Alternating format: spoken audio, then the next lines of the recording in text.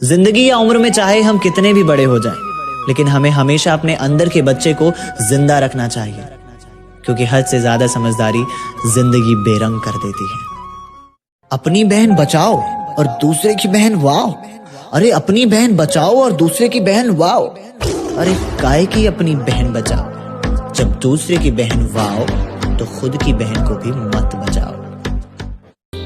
पता है, ये औरत ना वो अग्नि होती है जिसे हम प्यार से संभाले तो पूरे घर में उजाला कर देती है, लेकिन जब हम बहुत ज्यादा इस अग्नि को जलाने की कोशिश करते हैं ना, तो ये सहती रहती है और फिर ये वही अग्नि बन जाती है जो पूरे घर को जला भी सकती है। किसी को कमजोर मत समझना, वो बस चुप इसलिए रहते हैं ताकि वो रिश्तों को बचा सके, उन्हें रिश्तों की फिक्र होती है।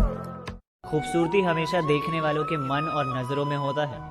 खूबसूरती हमेशा देखने वालों के मन और नजरों में होता है, वरना गलती निकालने वाले तो ताजमहल में भी कमी निकाल देते हैं। मंजिल मिले ना मिले ये तो मुकद्दर की बात है, हम कोशिश भी ना करें ये गलत बात है।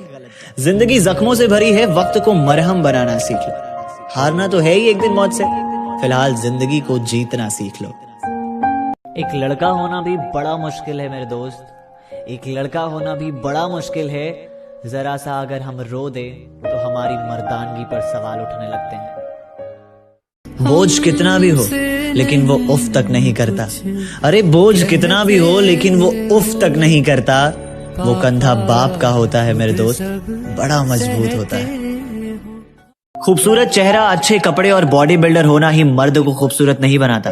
एक खूबसूरत मर्द बनने के लिए एक औरत की इज्जत और कद्र करना ही काफी है। अपनी हवस और हैवानियत की निगाहों को हटाकर देखो, यकीन मानो औरत से अच्छा दोस्त कोई नहीं होता। एक औरत की हिफाजत करने के लिए उस पर नजरें मत रखो, वो नजरें हटा दो।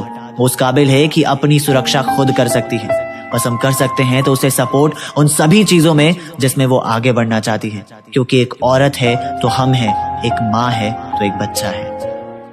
अगर आपको भी ऐसा लगता है कि आप खूबसूरत नहीं हो तो फिक्र मत करना। दुनिया में ऐसे तमाम लोग हैं जो सूरत से नहीं सीरत से प्यार करते हैं। अपने सीरत को इतना बेहतर बनाओ कि ये सूरत वाले आपकी मिसाल देने लग जाएं। वो कहते हैं ना कि किसी को मिसाल देना बहुत आसान होता है, लेकिन किसी के लिए मिसाल बनना बहुत मुश्किल होता है। उन्होंने मेरी सूरत बदली है, मेरा मन नहीं। अरे ये सच को देखो ना, तमीज ही नहीं बात करने की। जरा इस सच को देखो, तमीज ही नहीं बात करने की। और झूठ को देखो ना, कितना मीठा बोलता है। जमाना तो वो ही बेहतर था जब हम चिट्ठियां भेजते थे और सामने वाला कई दिनों तक इंतजार करता रहता था। अब तो मैसेज का अगर 1 सेकंड बाद भी रिप्लाई दे दो तो सामने वाले को ये लगता है कि कहीं और सेटिंग कर रखी है इसने। आखिर क्यों यार। एक व्यक्ति हीरे की फैक्ट्री में काम किया करता था। वो अपना काम इतनी शिद्दत से किया करता था कि एक दिन उसके बॉस उससे खुश होकर उसको एक छोटा सा हीरा भेंट करते हैं। वो व्यक्ति खुशी से वो हीरा अपने घर पर ला रहा होता है कि घर पहुंचते ही उसके हाथ से उसका हीरा छूटकर कहीं गिर जाता है। वो बौखला जाता है और पागलों की तरह अपना हीरा ढूंढने लगता है। तभी वो अपनी पत्नी को आवाज लगाता है कि अरे भगवान, घर में पड़ी मोमबत्ती लेकर आओ ना। उसकी पत्नी मोमबत्ती जलाकर ला रही होती है तो मोमबत्ती के चमक से वो हीरा भी चमकने लगता है और वो हीरा उसे मिल जाता है। अर्थात इंसान भी इसी मोमबत्ती की तरह होता है। इंसान कितना भी छोटा हो, अगर वो सही वक्त पर काम आता है तो वो सबसे बड़ा आदमी कहलाता है। याद रखो, विवेक आपसे हमेशा ये कहता है कि जिंदगी में कुछ ऐसा कर जाओ कि जमीन पर बैठने पर लोग उसे बड़प्पन कहें, औकात नहीं। लोग समझते हैं मैं घमंडी हो गया हूँ, बदल गया हूँ, इग्नोर करने लगा हूँ। ऐसा नहीं है, बस मैंने लोगों के पीछे भागना छोड़ दिया है, लोगों को समझना छोड़ दिया है। अगर कोई बात करे तो ठीक और ना करे तो भी आम ओके। एक जंगल में एक लोमड़ी के बच्चे ने अपनी माँ से कहा कि माँ मुझे मांस खाना है। उसकी माँ जंगल में गई और कहीं से सूअर का मांस लेकर आई। उसके बच्चे ने कहा कि माँ मुझे ये मांस नहीं खाना। उसकी माँ फिर से जंगल में गई और इस बार गाय का मांस लेकर आई। उस बच्चे ने कहा कि माँ मुझे ये मांस भी नहीं खाना। उसकी माँ ने पूछा कि बेटा तब तुम्हें किसका मांस खाना है। उस बच्चे ने कहा कि माँ मुझे इंसान का मांस खाना है। लोमड़ी ने सोचा कि अब मैं इंसान का मांस कहां से लेकर आऊं। फिर लोमड़ी वो सूअर का मांस ले जाकर एक मस्जिद के बाहर रखा और गाय का मांस ले जाकर एक मंदिर के बाहर रखा। फिर क्या था, इन चीजों को लेकर दोनों धर्मों में घमासान युद्ध होना शुरू हो गया और शाम तक में ही वहां पर लाशें बिछ गई और लोमड़ी थोड़ी देर में आई और एक मांस का टुकड़ा लेकर वहां से चली गई। अर्थात किसी और की वजह से बिना जाने समझे आपस में हम लड़ जाते हैं और सामने वाला अपने मकसद में कामयाब भी हो जाता है। आखिर कब तक मेरे दोस्त। सिर्फ एक बात को याद रखना, ना हिंदू बनो ना मुसलमान बनो, पहले एक सच्चे इंसान बनो। इस देश को तुम पर नाज हो, एक ऐसी पहचान बनो। अपने देश के खातिर ये वीडियो जरूर शेयर करना। यकीन करो मेरा, यकीन करो मेरा, जो तुम्हें भूल चुका है ना वो भी तुम्हें याद करेगा, बस उसके मतलब के दिन तो आने दो। कई बार हम अपने फोन में बहुत सारी चीजें एक साथ इस्तेमाल कर रहे होते हैं तो हमारा फोन हैंग करने लग जाता है। हम उसको ठीक करते हैं, जब नहीं ठीक होता है तो हम उसे रीस्टार्ट करते हैं और फोन रीस्टार्ट करने के बाद वो ठीक से चलने लग जाता है।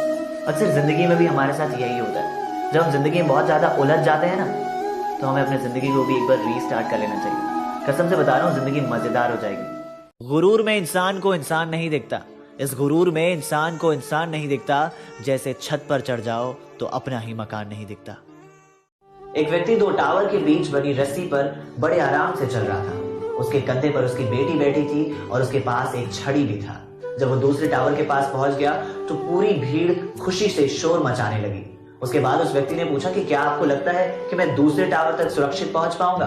तो भीड़ ने एक साथ आवाज लगाया, हाँ आप कर सकते हो। उसने फिर से पूछा कि क्या आपको मुझ पर भरोसा है? भीड़ ने फिर से कहा कि हम आपसे शर्त लगा सकते हैं। इस बार उसने कहा कि क्या आप में से कोई मेरे कंधे पर बैठेगा, मैं उसको सुरक्षित उस टावर तक पहुंचा दूंगा। और इस बार भीड़ में एक शांत चुप्पी छा गई। अर्थात कहना बहुत आसान होता है लेकिन जिंदगी में कुछ करना बहुत मुश्किल होता है। अगर जिंदगी में आप कुछ कहने की हिम्मत रखते हो ना तो उसे करने का भी हिम्मत रखो। और याद रखो, विवेक आपसे हमेशा ये कहता है कि जिंदगी में कुछ ऐसा कर जाओ कि जमीन पर बैठने पर लोग उसे बड़प्पन कहें, औकात नहीं। एक ऑफिस से सेल्स डिपार्टमेंट की एक लड़की, एडमिन डिपार्टमेंट संभालने वाला कर्मचारी और उनके बॉस तीनों एक साथ निकले। लंच का टाइम था तो तीनों खाना खाने जा रहे थे। तभी उन्हें रास्ते में एक अनोखा चिराग दिखा। ये वही चिराग था जिसको घिसने पर जिन निकल आता है। तो उनमें से एक ने चिराग घिसा और उसमें से जिन निकल आया। तो जिन ने कहा कि नियम तो आपको पता ही है, मैं 3 इच्छाएं पूरी कर सकता हूँ। तो एडमिन डिपार्टमेंट वाले ने कहा कि मुझे एडवेंचर स्पोर्ट्स का बड़ा शौक है, मैं पूरे इस दुनियादारी से दूर होकर वहां चले जाना चाहता हूँ। बुम, वो गायब हो जाता है। इसके बाद सेल्स डिपार्टमेंट में लड़की कहती कि अब मेरी बारी। मैं चाहती हूँ कि मैं अपने प्यार के साथ समुद्र के किनारे एक बीच पर पूरी जिंदगी बिताऊं। बुम, वो भी गायब हो जाती है। इसके बाद वो जिन कहता है कि बताइए मैनेजर साहब, अब आपकी बारी, आपकी क्या इच्छा है? मैनेजर कहते हैं कि लंच के बाद ये दोनों मुझे ऑफिस में चाहिए, टाइम पर आए। अर्थात जिंदगी में हमें हमेशा अपने बॉस को पहले बोलने देना चाहिए। याद रखना, जैसे सास भी कभी बहू थी, वैसे ही हर बॉस ने कर्मचारी के तौर पर ही शुरुआत की थी। बेहतर होगा कि अपने से बड़ों को पहले बोलने दिया जाए। अगर मर्द बनना ही है ना, अगर जिंदगी में मर्द बनना ही है तो वो मर्द बनो जिसे औरत चाहे, वो मर्द मत बनो जिसे औरत चाहिए। जिंदगी में कई बार हम ऐसा काम कर जाते हैं जिसका हमें सिर्फ पछतावा होता है। चलो इस बात को मैं अपने एक छोटी सी कहानी समझाता हूँ। एक पिता अपने कार को साफ कर रहे होते हैं, तभी उनकी नजर जाती है कि कार की दूसरी ओर उनकी बेटी पत्थर की मदद से कार पर कुछ लिखने की कोशिश कर रही होती है। ये देखकर पिता को गुस्सा आ जाता है और वो अपने बेटी का हाथ जोर से मरोड़ देते हैं। बेटी दर्द से चीख पड़ती है और ऐसी भयानक दर्दनाक चीख सुनने के बाद पिता भी डर जाते हैं और अपने बेटी को दौड़ते हुए हॉस्पिटल ले जाते हैं। हॉस्पिटल में जाने के बाद पता चलता है कि डॉक्टर कहते हैं आपकी बेटी का हाथ अब कभी ठीक नहीं हो सकता। ये सुनने के बाद पिता अपने बेटी के पास जाते हैं तो बेटी अपने नम आवाज में कहती है कि पापा मुझे बहुत दर्द हो रहा है, मेरा हाथ कब ठीक होगा? इस सवाल का उस पिता के पास कोई जवाब नहीं था। वो अपने बेटी को वापस घर ले आ रहे होते हैं, तभी उनकी नजर उनके कार पर जाती है। तो उनके कार पर लिखा होता है डैडी आई लव यू। ऐसी और भी कहानियां और वीडियोस के लिए आप हेलो ऐप देख सकते हैं। जरा संभल कर कदम रखिए, अपनी जिंदगी का हर एक कदम जरा संभल कर रखिए। कुछ लोग बेसब्री से आपकी गलती का इंतजार कर रहे हैं। एक पति अपने ऑफिस से घर आता है और उसकी तबीयत थोड़ी खराब होती है, तो वो आकर सीधा बेड पर लेट जाता है। जब ये उसकी पत्नी देखती है तो उसके पास आकर उसके बालों को सहला रही होती है और धीरे धीरे वो सो जाता है। जब वो उठता है तो देखता है उसकी पत्नी उसके सिर पर बाम लगा रही होती है। उसकी आंखें खुलती है तो उसकी पत्नी कहती है कि पहले से कुछ आराम मिला? तो उसके पति ने सिर हिलाते हुए हाँ में जवाब दिया। उसके बाद उसकी पत्नी उसके लिए गर्मा गर्म खाने लेकर आती है और उसका पति आधा उठा होता है और अपने हाथों से ही उसकी पत्नी उसको एक एक निवाला खिलाती है। उसके बाद जूठी थाली लेकर वो किचन में चली जाती है। उसका पति फिर से लेट जाता है और लेटे लेटे सोचता है कि कैसे होते हैं पुरुष। कुछ दिन पहले जब मेरी पत्नी बीमार थी तो मैंने उसको फोन करके उसका हाल तक नहीं पूछा। घर पर आकर मैंने एक प्लेट में ब्रेड क्या दिया, खुद को गर्वान्वित महसूस कर रहा था। उसके पति ने सोचा कि महिलाओं को ऊपर वाले ने क्या अलग सा दिल देकर भेजा है। हर पुरुष को एक जन्म के लिए स्त्री बनाकर भेज देना चाहिए ताकि उन्हें भी तो पता चले कि माँ, बहन और पत्नी बनकर जीना क्या होता है। वो कहते हैं ना, वक्त का पता नहीं चलता अपनों के साथ, लेकिन अपनों का पता चल जाता है वक्त के साथ। जिंदगी में अगर आपका प्लान काम नहीं कर रहा तो अपना प्लान बदलो, अपना गोल नहीं। अगर जिंदगी में आपको आगे जाना है तो अतीत के बारे में सोचना बंद कर दो। जीतने वाले कभी बहाने नहीं बनाते और जो बहाने बनाते हैं वो कभी जीतते नहीं। सूरज का काम है उजाला देना और ढल जाना, हम सफर तो चिराग है जो अंधेरे में भी साथ देता है। दीपावली भी बीत गई और दशहरा भी बीत गया और रावण का पुतला भी जल गया। लेकिन कुछ दिन पहले वाली अखबार में ये क्यों छपा था कि एक मासूम सी बच्ची को कुछ दरिंदे फिर से नोच खाएं। घायल तो यहां हर एक परिंदा है, घायल तो यहां हर एक परिंदा है, लेकिन जिसने उड़कर दिखाया वही जिंदा है। घमंड ना करना जिंदगी में, अर्श से फर्श तक आने में वक्त नहीं लगता। असली मर्द वही है जिसके पास खड़ी अकेली औरत खुद को सुरक्षित महसूस करे। ये चूहों और बिल्लियों जैसी मूंछ बढ़ाने से मर्द नहीं बना जाता।